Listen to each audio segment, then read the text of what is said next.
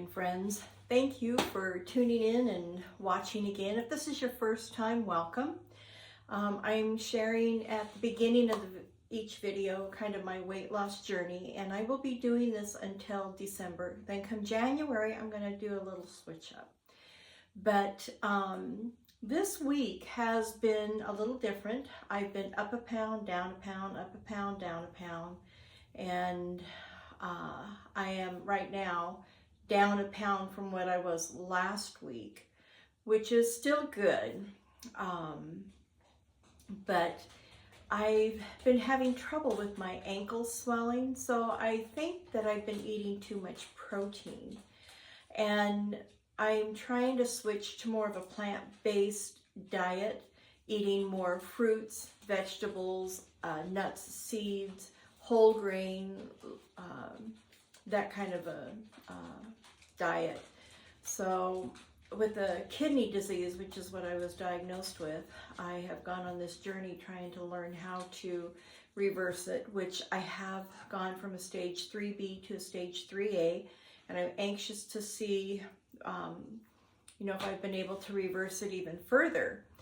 But the thing I have to really watch is the amount of protein, because it's hard on the kidneys. So I want to keep my protein down. I want to keep my phosphorus down. Plant-based diet will reduce inflammation. It reduces blood pressure. It controls your sugar. There's cardiovascular health and gut health that comes along with it. So there's a lot of benefits to it.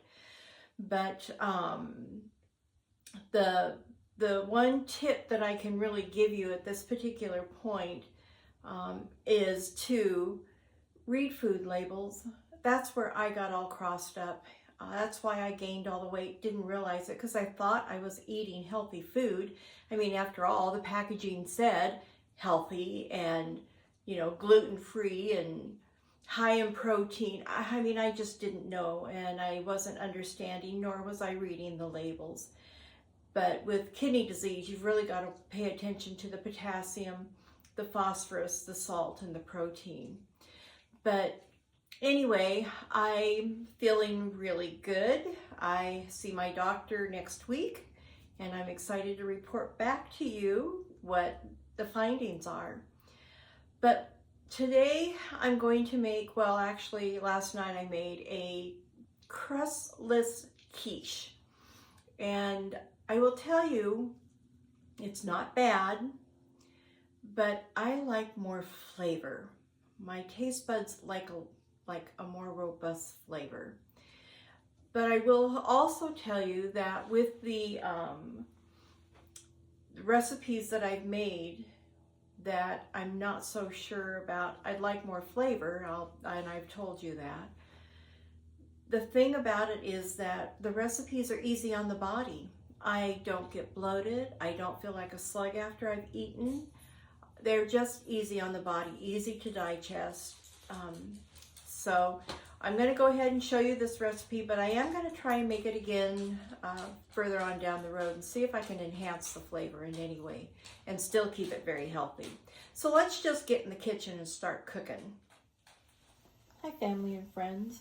Today's recipe is coming from a cookbook called Practical Paleo.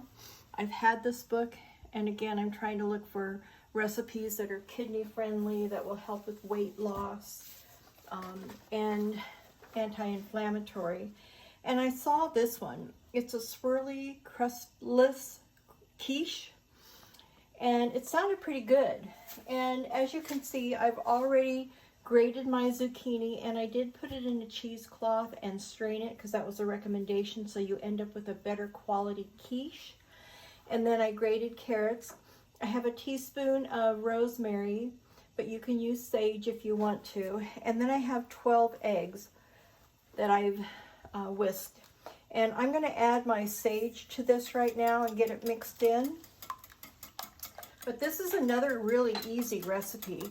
My oven is preheating to 375, and my 9 by 13 pan, you can notice I'm transitioned to glass.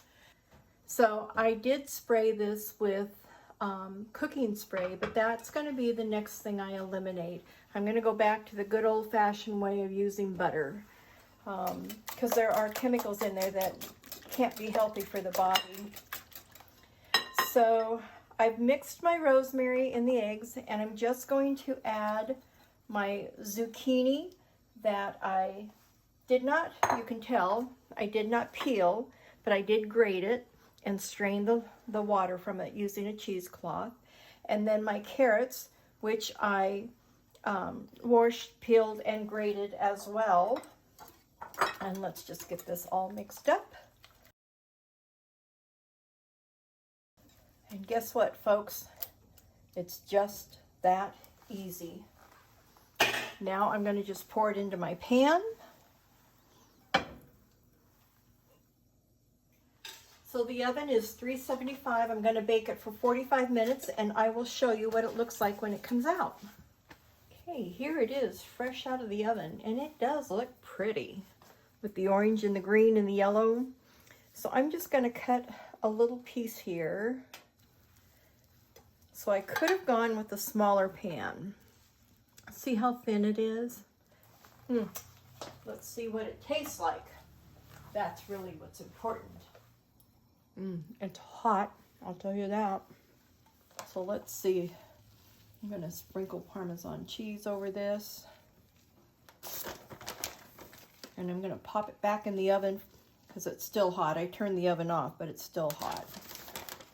And see what this does for flavoring. So give me a few minutes and then I'll show you what it looks like when it comes out of the oven, and we'll determine how it tastes. Okay, I popped it back in for just about a minute and a half, maybe 2 minutes at the most. And you can see the little Parmesan started to melt.